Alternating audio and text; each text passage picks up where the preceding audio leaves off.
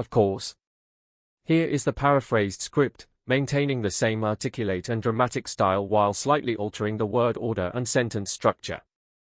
Asterisk asterisk asterisk. In the annals of human cruelty, few names inspire the same visceral dread as Vlad III of Wallachia. While history remembers many tyrants for their political machinations or conquests, Vlad earned his place in infamy through something far more sinister, the methodical perfection of human suffering. Not in territories gained or enemies defeated was his reign measured, but in the screams that echoed from his forests of the impaled. During one of Europe's most turbulent periods, when the Ottoman Empire pressed relentlessly into Christian lands, ruled the man who would become known as Vlad the Impaler. Yet even in an age accustomed to brutality, Vlad's methods shocked allies and enemies alike. From mere justice, he transformed punishment into theatrical horror, turning execution into an art form of prolonged agony. What drove a man to such extremes? Was it calculated strategy, madness, or something darker? Still, beneath centuries of legend and propaganda the truth lies buried, where the line between monster and protector becomes impossibly blurred. This is not merely the story of a cruel ruler, but an exploration of how power, when unchecked by conscience, can transform a human being into something far worse than any fictional monster. To understand Vlad's cruelty, we must first understand his world, a realm where survival demanded brutality, and where forces beyond their comprehension consumed the weak. Yet even by the standards of his time, unprecedented were Vlad's methods in their creativity and calculated horror. His legacy would eventually inspire literature's most famous vampire. But far more terrifying than any fictional creation was the real Vlad Dracula. Not for the faint of heart is the story that unfolds. It's a journey into the darkest corners of human nature, where political necessity meets pathological sadism and where the pursuit of power transforms a man into history's most innovative architect of suffering. The year was 1448 when a 17-year-old prince first claimed the throne of Wallachia, a small principality caught between the expanding Ottoman Empire and the Kingdom of Hungary. This was not merely a political appointment. It was a death sentence disguised as an honor. As a buffer state, Wallachia existed, constantly pressured to choose sides in conflicts that would determine the fate of Eastern Europe. That neutrality was impossible had been learned by previous rulers. Survival required picking the strongest ally and hoping their promises would be honored. Vlad III Dracula, his surname meaning son of the dragon, inherited this impossible position from his father, Vlad II Dracula, who had himself struggled to maintain Wallachia's precarious independence. His formative years the young prince had spent as a hostage in the Ottoman court, a common practice to ensure loyalty from vassal states. There among the Turks, he witnessed firsthand the methods of imperial control, swift, brutal, and absolutely decisive.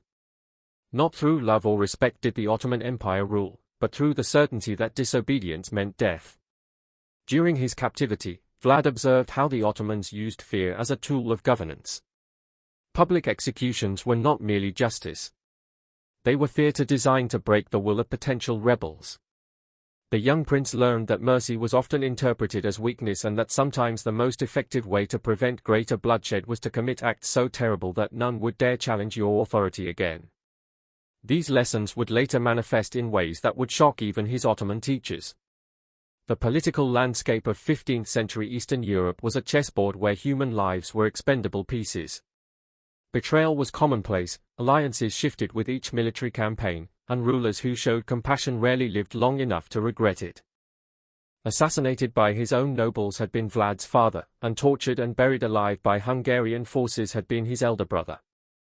These experiences taught the young prince that in his world there were only two types of people, those who inspired absolute terror and those who became victims. When Vlad finally secured his throne in 1456, he inherited a realm ravaged by civil war, threatened by foreign invasion, and populated by nobles who had murdered his father. The traditional response would have been political maneuvering, careful alliance building, and gradual consolidation of power. Instead, a different path was chosen by Vlad, one that would ensure his name would be whispered in fear for centuries to come. He would not merely punish his enemies. He would transform punishment itself into an instrument of psychological warfare so effective that the mere mention of his name would end rebellions before they began. The method that would define Vlad's reign and earn him his terrible epithet was impalement. But this was no crude execution technique. Under Vlad's direction, impalement became a refined art of prolonged suffering, carefully calibrated to maximize both physical agony and psychological impact. The process began with the selection of stakes, which were deliberately fashioned to be blunt rather than sharp. A pointed stake would cause death too quickly. Vlad's stakes were designed to penetrate the body slowly, allowing victims to live for hours or even days while suspended in unimaginable pain. Forced onto the stake the victim would be, which was then inserted through the body with surgical precision.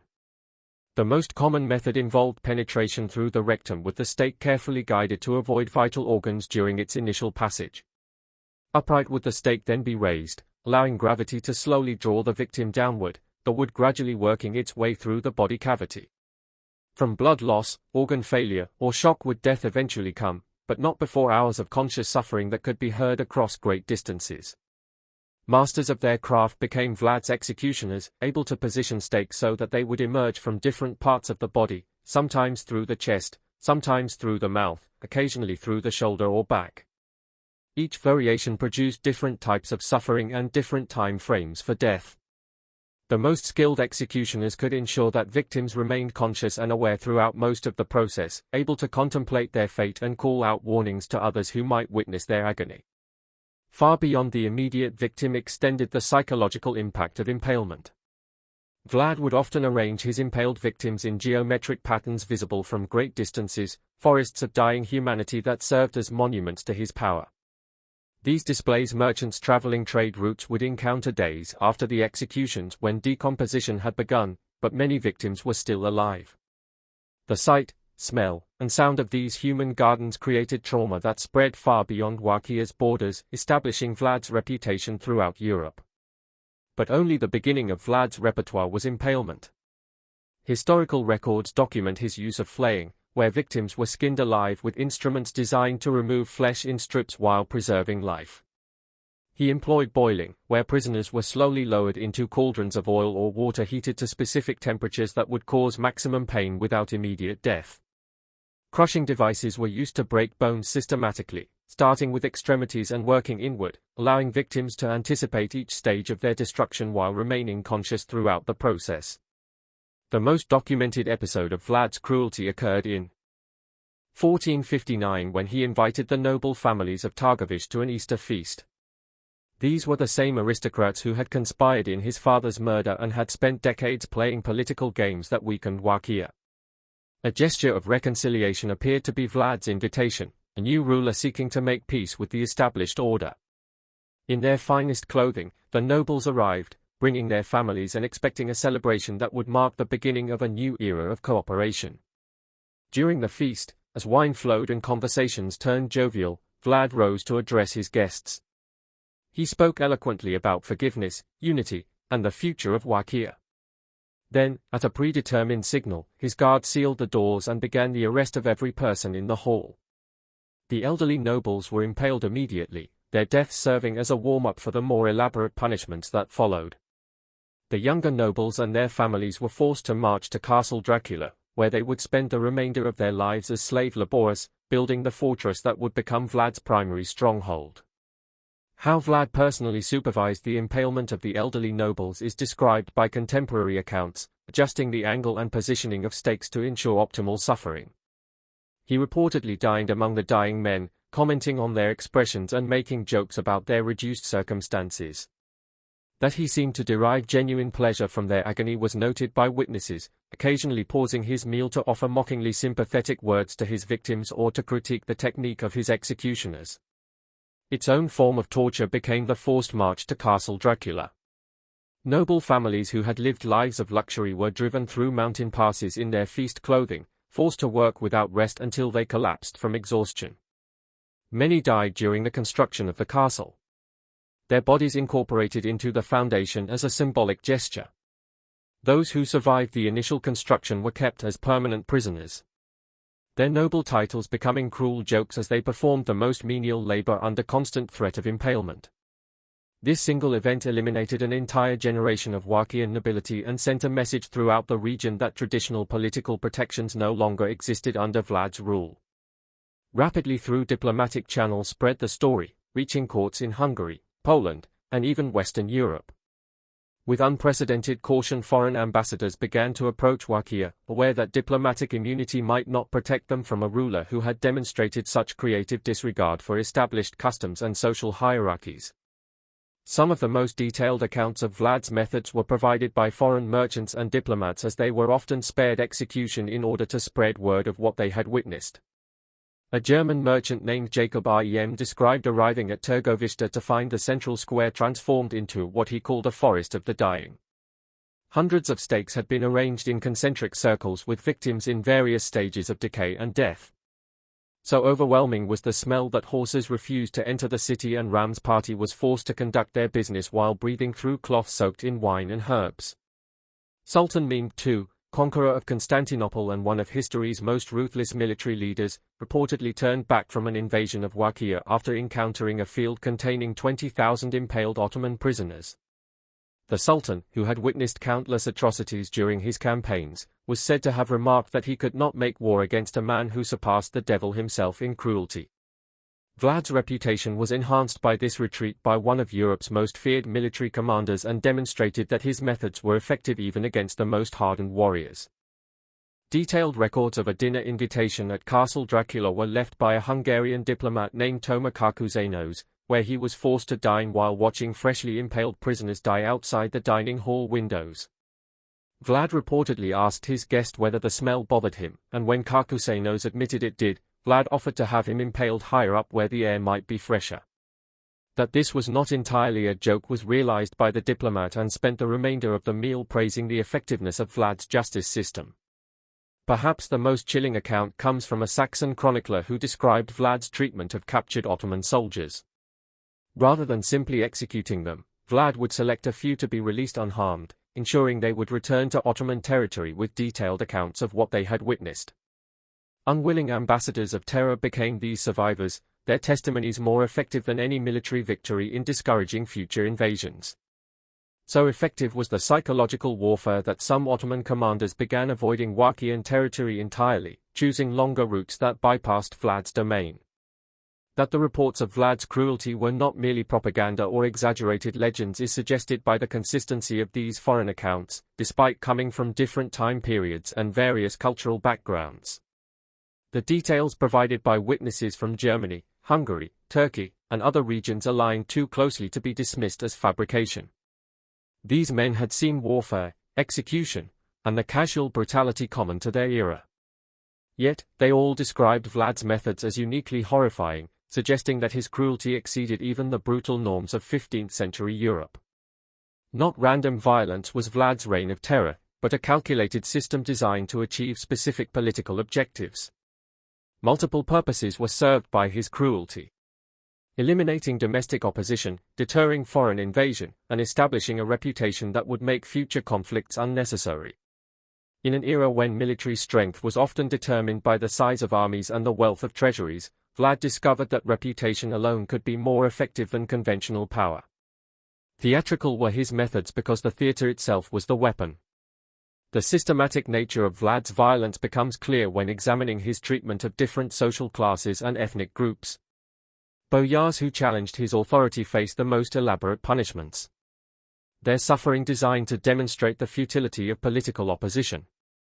Foreign merchants who cheated or showed disrespect were punished in ways that would be remembered and reported throughout the trading networks of Eastern Europe. Religious minorities and ethnic groups perceived as disloyal faced collective punishment designed to ensure community compliance. Particularly strategic was Vlad's use of impalement as a primary execution method. Unlike hanging or beheading, which were quick and could be ignored by distant observers, impalement created long-lasting displays that served as permanent warnings. For weeks the victims remained visible, their decomposing bodies serving as monuments to Vlad's power long after the initial punishment. These displays travelers would encounter days or weeks later and would carry the memory for the rest of their lives, spreading Vlad's reputation far beyond his realm's borders. Substantial and intentional was the economic impact of Vlad's methods. By eliminating corrupt merchants through spectacular punishments, he temporarily reduced trade corruption and increased tax revenues. By terrorizing potential rebels into submission, he reduced the costs associated with maintaining large standing armies or building extensive fortifications. As an invisible army functioned the fear he generated, patrolling his borders and maintaining order without requiring payment or supplies. However, problematic proved the long-term consequences of Vlad's approach. While his methods were initially effective in consolidating power and deterring enemies, they also created a climate of paranoia that made normal governance nearly impossible. Too frightened to provide honest counsel were subordinates. Unreliable remained allies due to fear of eventual betrayal, and the general population lived in constant anxiety about arbitrary punishment. The system that had granted Vlad absolute power also isolated him completely, making him dependent on fear as his only tool of governance. The most notorious incident in Vlad's reign occurred in 1462 when he invited a group of Ottoman ambassadors to his court under the pretense of diplomatic negotiations. These were not mere messengers, but high-ranking officials representing Sultan Mehmed II sent to demand increased tribute payments and discuss terms for Walachia's continued vassalage. The ambassadors arrived expecting the usual diplomatic protocols, formal ceremonies, negotiated agreements, and the subtle dance of international relations that characterized medieval diplomacy. When the Ottoman delegation refused to remove their turbans in Vlad's presence, claiming religious obligations, Vlad appeared to accept their explanation graciously. He told the ambassadors that since their turbans were so important to them, he would ensure they never had to remove them again. The diplomats likely interpreted this as a respectful accommodation of their religious practices. Instead, Vlad ordered his guards to nail the turbans directly to the ambassadors' skulls using long iron spikes, permanently attaching the headwear to their heads. The ambassadors were then impaled while still wearing their spiked turbans. Their death serving as Vlad's official response to Ottoman diplomatic demands. But the horror did not end with their execution. Vlad ordered the bodies to be displayed prominently along the main road leading to Ottoman territory, positioned so that other diplomatic missions would encounter them before reaching the Walachian court. The message was unmistakable. Diplomatic immunity held no meaning in Vlad's domain. This incident marked a definitive break in Vlad's relationship with the Ottoman Empire and demonstrated his willingness to violate the most basic principles of international law. The murder of ambassadors was considered one of the gravest possible offenses in medieval diplomacy, an act that justified immediate military retaliation and marked the perpetrator as an enemy of civilized nations. Vlad's decision to not only kill the ambassadors, but to do so in such a spectacular manner indicated that he had moved beyond rational political calculation into a realm of pure psychological warfare. The Ottoman response was swift and overwhelming. Sultan Mehmed II, who had previously been content to collect tribute from Wallachia, now committed substantial military resources to Vlad's destruction. The ambassador incident had transformed a manageable political relationship into a personal vendetta between two of history's most ruthless leaders. The resulting conflict would push Vlad's methods to even greater extremes and ultimately contribute to his downfall. As Ottoman forces advanced into Wallachia in 1462, Vlad implemented what military historians now recognize as one of history's most extreme scorched earth campaigns. Rather than simply destroying resources to deny them to the enemy, Vlad transformed his own territory into a landscape of psychological horror designed to break the morale of invading forces. Villages were not merely burned, but were repopulated with impaled residents, creating the appearance of normal settlements that revealed their true nature only upon close approach. The retreating Wallachian forces left behind carefully staged scenes of atrocity at regular intervals along the Ottoman advance route. Wells were poisoned not just with traditional toxins, but with the decomposing bodies of impaled victims, ensuring that even the water supplies carried visual reminders of Vlad's power. Granaries were filled with mutilated corpses instead of grain, and what appeared to be food supplies from a distance revealed themselves to be elaborate displays of human remains arranged to maximize psychological impact. Vlad's most audacious act during this campaign was a night attack on the Ottoman camp, targeting not the military leadership or strategic positions, but the Sultan's personal tent. The attack was not designed to achieve military victory. Vlad's small force could never defeat the massive Ottoman army in direct combat. Instead, the raid was pure psychological warfare intended to demonstrate that even the most powerful ruler in the world was not safe from Vlad's reach. The attack failed to kill or capture Mehmed II. But it succeeded in its true purpose, proving that conventional military superiority meant nothing against an enemy willing to abandon all rules of engagement. During the retreat from the failed night attack, Vlad's forces captured several hundred Ottoman soldiers.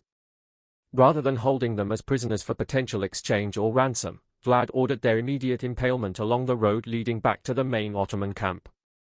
The victims were positioned so that their cries could be heard by the advancing Ottoman forces, who were forced to march past their dying comrades while listening to their pleas for help. Some Ottoman soldiers reportedly deserted rather than continue advancing through what they described as the devil's own country. Maybe the cumulative effect of these tactics was exactly what Vlad had intended. Even though his military forces were vastly outnumbered, the Ottoman advance slowed dramatically as commanders struggled to maintain discipline among troops who were witnessing horrors that exceeded anything in their military experience. Supply lines became unreliable as support personnel refused to venture into Walachian territory, and recruitment for the campaign became increasingly difficult as word spread throughout the Ottoman Empire about the nature of warfare in Vlad's domain. The final phase of Vlad's reign demonstrated how his methods, while initially effective, ultimately proved self-destructive. By 1462, his cruelty had eliminated most of his domestic support base, alienated potential foreign allies, and created a climate of fear so pervasive that normal governance became impossible. The boyars who might have provided administrative expertise were dead or in exile. The merchants who could have generated tax revenue were too frightened to conduct business, and the common people lived in constant terror of arbitrary punishment. Vlad's isolation became complete when even his Hungarian allies began to view him as a liability rather than an asset. King Matthias Corvinus of Hungary, who had previously supported Vlad as a useful buffer against Ottoman expansion, began receiving reports from his own ambassadors describing atrocities that exceeded any military necessity. The Hungarian court realized that Vlad's reputation was beginning to reflect poorly on his Christian allies, making diplomatic relations with other European powers increasingly difficult. The end came not through military defeat, but through political abandonment. In 1462, Vlad was captured by Hungarian forces and imprisoned for 12 years, not as punishment for his crimes, but as a political necessity. His continued freedom had become incompatible with Hungary's broader diplomatic objectives, and his methods had made him too dangerous to remain as an ally. The imprisonment was presented as protective custody rather than punishment. But the message was clear. Even Vlad's supporters could no longer tolerate his presence in active politics. During his imprisonment, stories of Vlad's cruelty continued to spread throughout Europe, taking on increasingly legendary characteristics. German printing presses produced pamphlets describing his atrocities, often embellished for dramatic effect, but based on documented accounts from surviving witnesses. These publications marked the beginning of Vlad's transformation from historical figure to cultural symbol. The real man disappearing behind a mythology of absolute evil that would eventually inspire Bram Stoker's Dracula centuries later. When Vlad briefly returned to power in 1476, his methods remained unchanged, but his effectiveness had diminished. The world had adapted to his tactics, and his reputation, while still fearsome, no longer carried the paralyzing effect it had once possessed. His death in battle later that year marked the end of an era in which a single individual's commitment to cruelty had shaped the political landscape of an entire region. The man who had ruled through terror died as he had lived, violently surrounded by enemies and without the loyalty of those he had sought to protect. Far beyond the borders of 15th-century Wallachia extends the legacy of Vlad the Impaler, influencing literature, political theory, and our understanding of power's corrupting potential. His methods demonstrated that cruelty, when systematically applied, could achieve short-term political objectives, but at the cost of long-term stability and moral legitimacy. Modern dictators have studied Vlad's techniques, recognizing in his reign both the potential effectiveness and ultimate futility of governing through fear alone. Humanity's complex relationship with absolute evil is reflected in the transformation of Vlad from historical figure to literary character. Bram Stoker's Dracula drew inspiration from the historical Vlad, but transformed him into a supernatural monster. Perhaps because the reality of his human cruelty was too disturbing to confront directly. The vampire Dracula is frightening because he is inhuman. The historical Vlad is terrifying precisely because he demonstrates what humans are capable of when power is unchecked by conscience or consequence.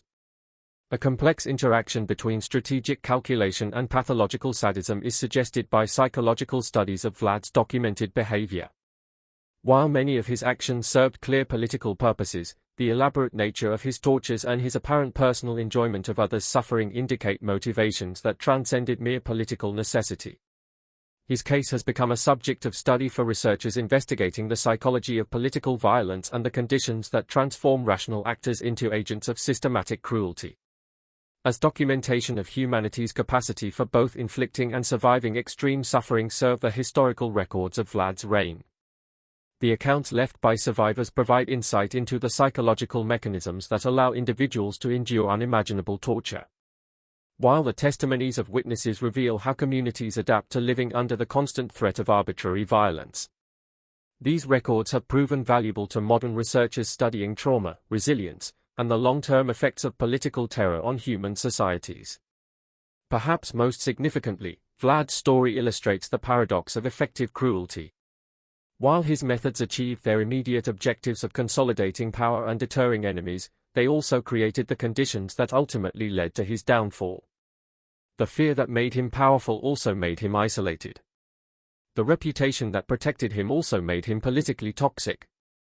And the methods that eliminated his enemies also destroyed the social structures necessary for stable governance. His reign serves as a historical case study in the self-limiting nature of power based entirely on fear and the inevitable consequences of abandoning moral constraints in the pursuit of political objectives.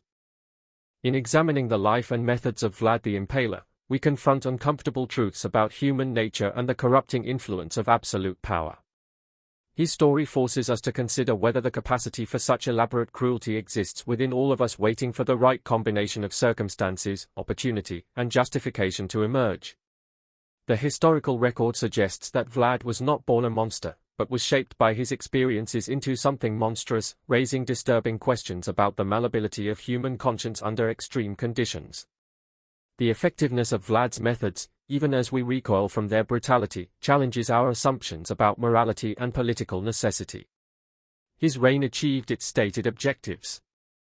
Domestic opposition was eliminated. Foreign invasions were deterred and political stability was maintained for over a decade. Yet the cost of this success was measured not only in the lives of his victims, but in the destruction of the social bonds and moral frameworks that make civilized society possible.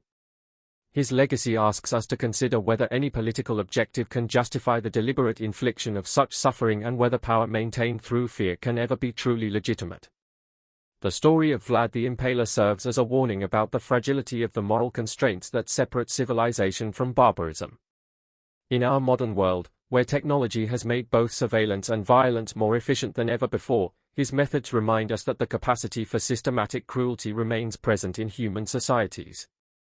The same organizational skills, technological innovation, and psychological insight that he applied to torture could easily be adapted to serve similar purposes in contemporary contexts.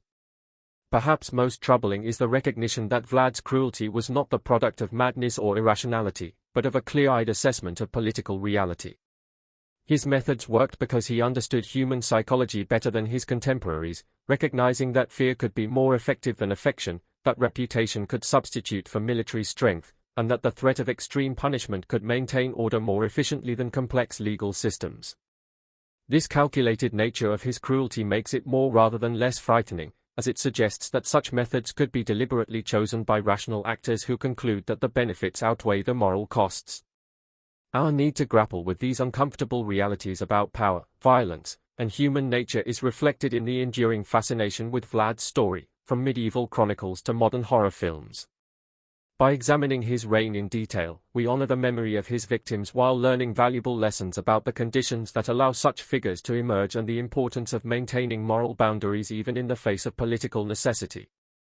His story reminds us that the price of civilization is eternal vigilance against those who would trade human dignity for political expedience, and that the capacity for both great evil and great resistance to evil lies within us.